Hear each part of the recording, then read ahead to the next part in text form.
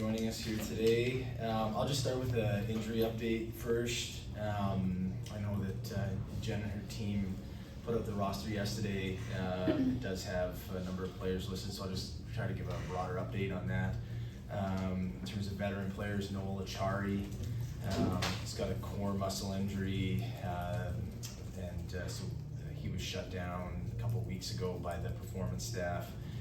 The goal is to try to get him back up and running in time to hopefully get into action very late in the exhibition season, but you won't see him out there in the short run. Bill Zonin, one of our first round picks in June, he had a lower body injury in his last QMJHL exhibition game, so he's out about another 4 weeks. Peyton Kettles, upper body in his last WHL exhibition game before coming, so he's out for another couple weeks, maybe a week to 2 weeks as he continues to rehab here with our staff. Rucker McGroarty, upper body, it's going to be a little bit more of an indefinite timeline. It's just something that because of the player, his age, and the potential that he has, we just have to be very patient with Rutger on that one. So we'll continue to update that as we go. And then one other injured player that everybody knows, Tanner Howe, ACL repair last year from the WHL playoffs, and he will just be continuing to rehab here. His potential, he's able to play in the Western League, and able to play in Wheeling, able to play in Wilkes-Barre, so we'll see how he rehabs and then chart the course for Tanner. Just in regards to the prospect showcase in Buffalo, I think came out of there despite, it was obviously disappointing that, 3 of the higher end guys weren't able to go because of injury, but I think it provided great opportunity for some of the others, and they did a great job of stepping up. I think notably, we left there thinking, Avery Hayes, Ben Kindle, Tristan Burrows, Atlee Calvert up front really asserted themselves, and on the back end it's great to see Owen Pickering and Harrison Burda continue to take those steps, and then Quinn Bouchane, I think we felt collectively as a staff was excellent for us there as well. So all of those players will go into main camp and have a better opportunity than they would have prior to the prospect showcase, which is a key thing for us. My expectations for camp, I would say we have a lot of competition. I think most teams would come into this day saying they have a lot of competition, but for us, what we're notably looking for is our younger guys that have earned opportunities and chances. Can they run with it? Can they push themselves to play in more exhibition games? Can they assert themselves on the training sessions that are going to start here today, in addition to the exhibition games that they get? And especially as the lineups get better and the games get harder as it goes, can they continue to maintain their level? If they continue to push all the way and it's very clear that they should be on the team, then they'll make the team, and we'll deal with whatever the ripple effects of those are on some of the more veteran guys. The message to the veteran guys is that with where we're at, the young guys are coming, they're going to get opportunity, they're going to have to earn everything, but it's been very clear to them what the expectation is, and it's up to them to hold on to their jobs and hold on to their spots and their places with the Penguins and in the NHL. With regards to my expectations for the season, the way that I kind of look at it is, I try to say if we sat here at this time next year, at the end of the year, what would I want for you all to think and have be very clearly, and for me, what would be important is that if we were here a year from now or 9 months from now, it's been just very clear to everybody that the foundation that Dan and his staff are going to set in terms of training, competitiveness, the way that we play, that's going to begin to form today, day one on the ice, has taken hold throughout the whole 82 game season and hopefully beyond. And it's very clear to everyone that this team is on the right path to getting back to contending. How soon that happens will be up to the players and all of us collectively in terms of player acquisition, coaching, the way that our players develop and play. That to us would be a successful year, and just that it's more clear to everybody that we are definitely on the path back to being a contending team. I have resisted coming in here and saying that it's going to take X amount of years. I continue to use the word urgency, and why I think that is that I think if you come and put a timeline on it, it gives me and maybe others in the organization a bit of cover and time that it's going to take 3 years or 5 years or 7 years to get us back there. Our push is to get back there as soon as we possibly can. Today is our first day towards moving towards that with Dan and his staff taking control. So on that, I will turn it over to everyone for questions. We'll kick it off with Seth on the left. Kyle, in the spring, you talked about the goaltending position, and you wanted to see, just for lack of a better term, I guess, an open competition. With Alex leaving and Artur's arriving, has that plan changed at all? And how much so contractual obligations, i.e., who needs to clear waivers, whatever, plays a role in that? I think it's just it's a simple swap out. And it's the same message as it was in April when we talked about it last. We have two young goalies who have extremely high potential, and Joel Bloomquist and Sergei Murashov. I think everyone has seen it at times, whether it's been in the American League or whether it's been up here, Joel's case. And we have Tristan and Archers that are a little bit older, a little bit more advanced. Archers has had the ultimate success at the minor league level, winning a championship and being the MVP. So, but all that said, they'll start competing here today, and the best two goalies, that the way that they perform in camp and we deem is best for their development, but notably the way that they perform in camp and preseason will determine who the two goalies are to start with the Penguins, their contract situations, none of that matters. Josh, is that great? Yeah, sorry. I'm going to get this out of the way now. Pat Persson made a couple of comments recently that got a lot of attention around here, as I know you're aware. Is there any kind of concern that the way you're building the team and the pace at which you're building the team is not on the same page as, not necessarily Sid, but also his representatives? And does that make your job harder? Is it an issue for you? I have a friend that reminded me shortly after that, and reminds me often, who operates in a different sport, but they'll often say that shortcuts cut long run short, and regardless of what the perceptions, I didn't take from Pat's comments that he necessarily disagrees with where we're at. I talk to Pat daily, not twice daily, about all of his clients on our team, which they have plenty, and other goings on throughout the league. I think he's entitled to make whatever comments he wishes, but all that said, we can't alter the course that we're on, which is to bring the team back into a team that can contend for the Stanley Cup year in and year out, because of what different media members may want, where they may want to see Sid play, different things of that nature. We have to focus on doing what's right for the Pittsburgh Penguins, and regardless of any sort of commentary or things that are said in the media, we can't change that. So this is our sole focus. I knew when signing up for the job this was likely going to be a part of it, and it doesn't deter us from the task at hand. Taylor in the front. Another goaltending question. Over the weekend, there was a report that you were one of the teams that inquired about Carter Hart. Is that accurate? And if so, what's the thought process there?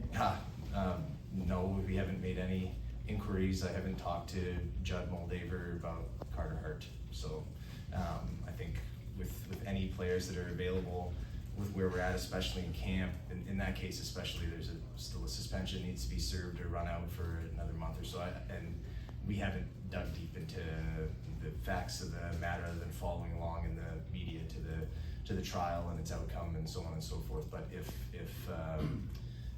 so it'd be foolish for me, I think, to comment now. But thanks. Kelsey in the middle.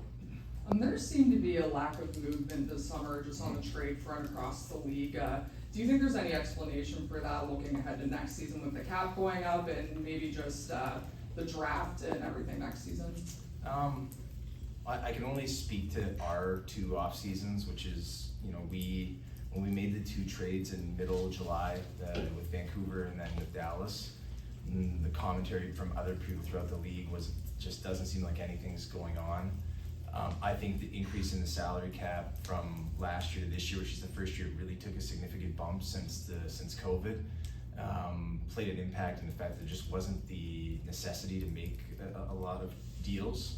Last year, we were involved, I think, in 3 deals in mid to late August, and I think that may set what the level of expectation was, but there just wasn't a massive amount. I think part of it is to do with salary cap, part of going up, part of it is to do with other teams taking care of their RFAs due to last year's offer sheet situation between St. Louis and Edmonton. But I just think in the next number of years, you've got a salary cap projected to go up. They've also outlined exactly what it's going to be, so it's better. It makes it easier to plan. And so I think all of that just combines to create what was a I think for everybody in the league, and especially I can imagine for you all in here, probably not the most exciting August, but we'll get ramped up today and see where it goes.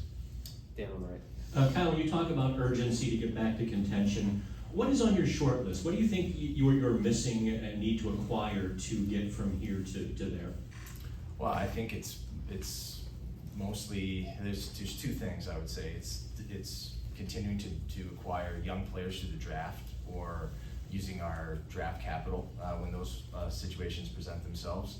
And then it's really developing our younger guys that are going to form the core of the group. Some of them are going to be drafted, some of them are going to be unsigned free agents, like Avery Hayes type, for example. Others are going to be later round picks that come in surprise, and there's a number of them that are here now. But I think that our commitment to development across the whole organization is going to be the key, Dan. And then any time we have a chance at any position to improve ourselves, we're going to do that. And so I don't think we're perfect or near perfect or anywhere close to where we want to be at any of the three positions, or four if you want to separate center and wing. So I think that's our key. And then the other part would be just Dan and his staff more deeply integrating the developmental part in and everything that we've talked about on that front to really expedite that. And what we want to really become here is we want, and I know that they're not the biggest names, but the players that we sign in free agency, for example. So you get whether you take Anthony Mantha, Raphael Harvey Pinard, Caleb Jones, Parker Weatherspoon, that we're looked at as the place that if you're a player that hasn't gotten the opportunity you think you deserve, or you are coming off injury, that we're the place that that we're going to get the most out of you. We have to earn that. We're not close to that at all. There are other teams in the league do a great job of that, but that's what we really want to become and stay there for a very long time. Justin in front. Kyle, you told us at the end of spring that Erik Karlsson was a guy you thought was going to be someone to help this team back into contention. Just a couple months later, as the new season approaches, do you still view Erik in that light? And just what are your expectations for him heading into a new season under a new coaching staff? Nothing has changed in my opinion about Erik. I think he's in excellent condition. For me, I think Erik's an extraordinarily proud person, and I think he comes into the year with a lot to play for, both reputationally himself, but also I think more importantly, he wasn't named to the Swedish Olympic first six, and that's a very important item for him. And so I think you'll see him, he just has a huge amount of incentive this season. He's going to want to win before he retires, and he's going to want to play at the highest level of best on best hockey available. He's right in that kind of sweet spot of guys that were between 2014 and 2026 that have their whole prime of their careers they've missed that best on best situation. And so I think the way that he played last year at Four Nations is any indication. We'll see a great version of Erik this year. So we're excited about that. Matt Vensel in the back right. Hey Kyle, in the off season, as there often is, there was chatter about a few of your players. I know you talked about like Ryan Rust in particular, Raquel, you just mentioned Karlsson. Now that the season is here, do you anticipate kind of standing pat for a while with all your players who could potentially in trade now that you're here, or is it kind of open-ended? Like where does things stand on that front going forward? I think, Matt, with where we're at, we have to always look every single day at what's best for the organization. So we're not in a spot where we're coming off being deep into the playoffs in consecutive years. The team's missed the playoffs for 3 years, and the job is to return us there. So regardless of what that creates on the rumor front or anything like that, we're always looking for ways that can help propel the team back to where we want it to get to. So that work doesn't really stop. There's been tons of discussions on a lot of our guys throughout the summer, but we also aren't just going to make deals to offload very key and important people in the organization and that have given a lot to the organization in their time. So we have to, if the right return is there, we would look at anything. And in the meantime, we're going to do everything we can to get the most out of those guys. And we talk, all three of them have a huge amount to play for. The Olympics are, I know, perhaps locally on September 18th. They aren't a major, it's not a massive deal, but I think for those three players in particular that you mentioned, plus others on our roster, they all want to be there, they all want to play in it, and I think that provides us the opportunity to really push them forward and take and continue to preserve where they're at as they continue to age, but also try to find another level for them that can help them be on those national teams. Jeff on the left. Hey Kyle, obviously new team, new coach. What do you expect from this team when it hits the ice to start the season? I expect, I think Dan and the staff, they've been at it essentially all day for the last several weeks, and in Dan's case, together. I think throughout the summer, every coaching staff works, but they've been here, and Dan is here before 6, and he's here after 10. He's working to instill the foundation that's going to set our team up for success for a long time. And when hiring him, the key for me is that he could best help to lead this transition through this time, where I think we're coming into the season, and there isn't the expectation that we're going to contend externally, and he's helping to get us there, and then he's the person that can keep us there once we're there. So I just think for me, what I want to see from us is the habits and the foundation of what he's putting in. You'll start to see it today on the ice in terms of how hard we play, how competitive we are, the ability to be agile in the systems and way that we play, not just playing one way or another. And I think, as I said in the opening, what I'm hopeful for and what would be a successful year is that everybody, not just me or the players at the end of the season, looks and says, the way that we play is helping us to get back towards being a contending team. And I think most importantly for our fans and for you all, that every night our effort is at an elite level. We don't have the weeks long dips, and that we make the people of Pittsburgh proud every night that we play with how we play and how hard we play and how we play for one another. Wes in the middle. Kyle, a few months ago, you were asked about Evgeny Malkin and his future. You said that you plan to circle back with him at the Olympic break and then after this season. But just with training camp coming up, have you gotten any more indication on where he may stand as far as maybe wanting to play past this year or not? He's in a great mood every day, funnier than ever, as you see from his videos that Jen and her staff have put out. No change on that front. I spoke with him and JP in the summer when stuff started to percolate and bubble there, and then but it's the same. Well, he's at that time in every one of their careers, I'll sit when time permits. The Olympic break provides a key opportunity for that, and then we'll address where he's at. But I expect him to have a great season, and excited to see him back out there rolling. Jason on the far left. Hey Kyle, similar to Josh's question, a lot of chatter externally about ownership change, potential ownership change. Did that impact you? I'm not expecting to talk about that specifically, but did it impact your dealings at all this offseason? Thanks, Jason. Yeah, no, it didn't impact the dealings. Obviously, it's something that takes up a lot of bandwidth internally, very openly. The way that I've come to view the ownership stuff is that for me, obviously, when after situation ended in Toronto, in making the decision of where to go next, the ownership and who owns the team was vitally important. Where I've come to land since is that the ownership is important, but what's more important, I think, is where you work and who you work with. And I just think in the 2+ years that we've been here, we've really come to love the city and love the area, and we've really come to love the people internally, and that make the machine run every single day. And that's really who you do it for. Having supportive owners is always important, and having them have a very clear direction that they want you to go down is important, and we've still received that from Fenway. That hasn't changed.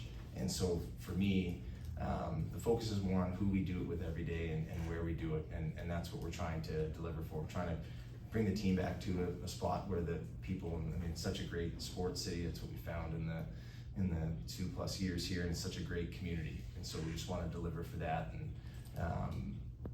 whatever happens on that front will happen, and then we'll just continue to move ahead with our plan. Couple more. Dan in the back right. Good morning, Kyle. Morning, Dan.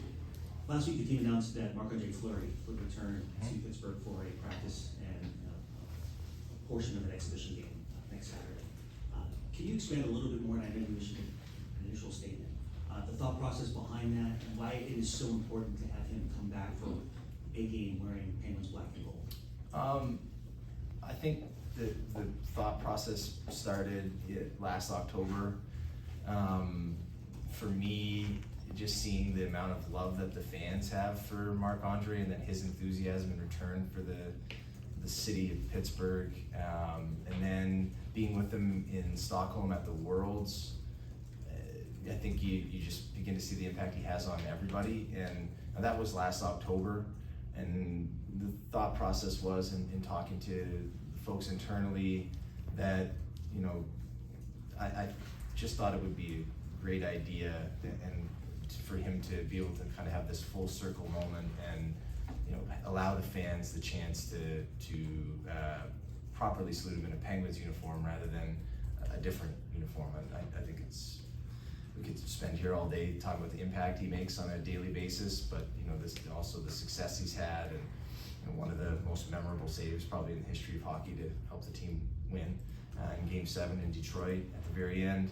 I just think that when you know, we were talking about a lot of like the short-term, frankly, issues and matters and challenges, and I think especially what I've learned in a city like this, that just values their sports teams and the players that really bring special moments to the team. Having a chance to do something like this for Marc-Andre, but also for the fans, became something that was important to us. And I think you see the work that's been done on the Hall of Fame throughout the summer by Jen and Jason Seidling and everybody internally to make that happen. And there's such a great history here, and you know, part of for us is educating our younger group of players on that. So now Mark's going to have a chance, you know, 2 days to be around Tristan and Artur Silovs and Joel Blomqvist and Sergei Miroshov and Philip Larson.